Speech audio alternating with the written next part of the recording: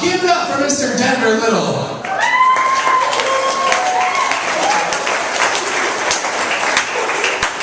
Keep it going for Grasshopper, everybody. My good friends, funny dude. My name is Denver Little. Thank you, that's my first joke. Before I get started, let me just get this out of the way. Yes, that is my real name. No, I was not born in Denver. And gross, I was not conceived there. If I was named after where I was conceived, I'd be named Nissan. Actually, has a ring to it. Nissan Little.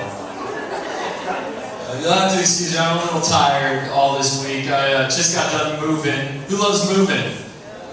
Yeah, fucking nobody, because it sucks. I love the difference though between like when you start moving and like where you end up, you know? Like when you start moving, you're like packing plates individually and putting them gently into a box, labeling the box plates. By the end of moving, you're like shoving a wine rack, Yahtzee, and a Snuggie into a box. Just fuck this shit! Don't need it. That's okay, I got to drive a U-Haul. Big truck, no training. Out of the way, motherfuckers! Oh no, but I gotta drink, man. I gotta drink off shitty work days and a shitty job. Anybody work shitty jobs out there? That's it, about half of you, the other half are fucking astronauts and superheroes. We got the Avengers in row 1 right here. I've worked shitty jobs my entire life. Like, my first job ever was as a telemarketer. Yeah, it sucks. Because, like, that job will cut you down to size quickly, too. It's like, you can only get called a worthless, stupid piece of shit so many times in one day before you start to believe it, you know? Like, I am an asshole. What am I doing with my life? Ridiculous. That wasn't even my worst job either.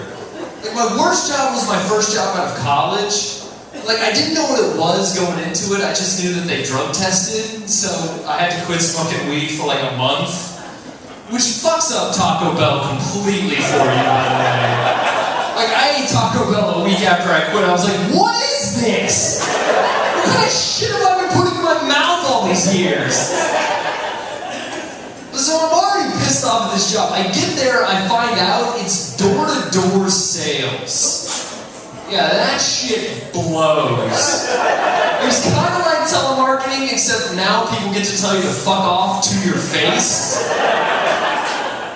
It was a shit job, man. I worked long days. I'm walking around in a suit in August, getting doors slammed in my face. The occasional turf war with the Mormons. And you say what you want about the Mormons, those fuckers can fight.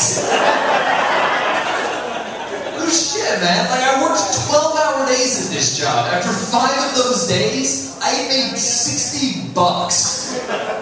So I did what anyone would have done. Quit, bought a sack of weed and some Taco Bell.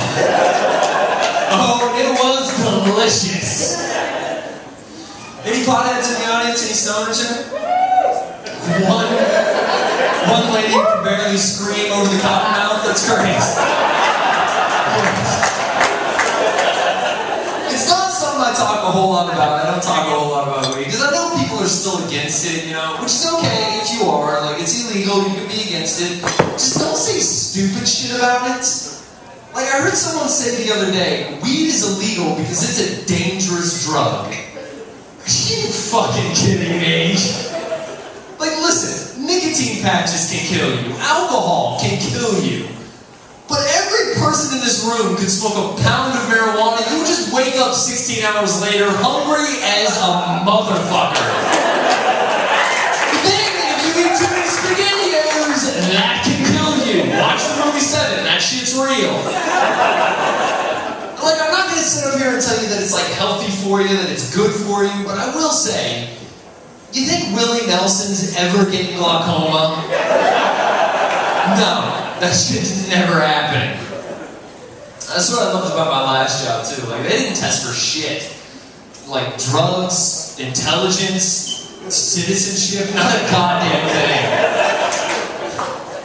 I did. I worked with a lot of foreigners at that job. And now, some of you heard foreigners, and your first thought was fucking Mexicans, and that's racist. First of all, because it's pronounced fucking Mexicans. And second, like, these people were from everywhere too. They were from weird countries like Burma and Algeria and Mississippi.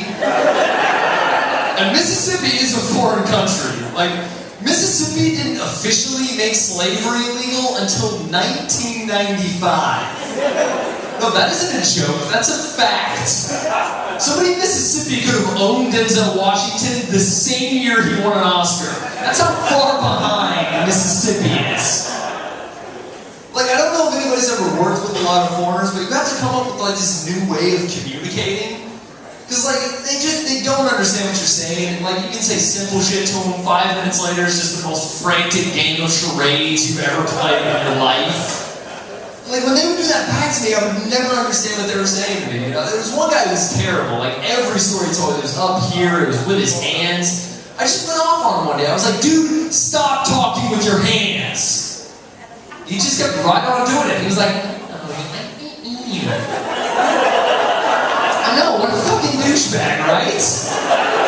Like, you guys ever focus so hard when you're driving that you fuck up a text message? Happened to me. Like, my wife ordered Girl Scout cookies recently, and I'm not allowed to eat any of them because clearly I'm gaining weight. But I fucked up, I ate a few of them, and she texted me later, she's like, did you eat 4 of my cookies? And now this did not have to be a big deal, right? So I just tried to play it off. I texted her back, I didn't count.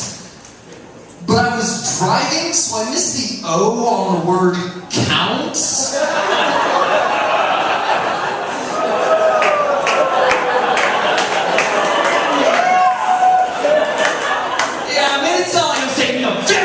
Stance on cookies. My line understands. It's simple shit in marriage that will screw you up like that too, you know? But ladies, it's because we as men are very simple creatures. Like, I know what goes through your mind is very complex and complicated. Like, what you find attractive is complicated. Not men. No, any man in here can tell from 50 feet away whether or not a woman's attractive. It's true, because at that distance, we can see terrible deformities. I'm saying, if we don't see a club foot and a hunchback, we'll fuck him. Even then, you know, there's some guy out there who's like, dude, hunchback pussy's the best. I'm popping up on that shit, I put my drink on it, I don't give a fuck. But it's simple, we're simple creatures. Like, women spend so much time and effort trying to get inside our heads, you know? Like, does any woman in here read Cosmo? Stop it, it's a stupid magazine with retarded advice. Like, she showed me one article in there. It was 10 places your man wishes you would touch him. Ladies, there are not 10 places. No, there are 3, okay? Ball, shaft, head. End of list. Extra tip, here's your mouth. But this article actually suggested that you take your knuckle and you push against your man's perineum. Now, in case you don't know what the perineum is, that's a medical term for that little patch of skin between the balls and the asshole. I'm all for trying new shit in bed. If you knuckle fuck my taint, I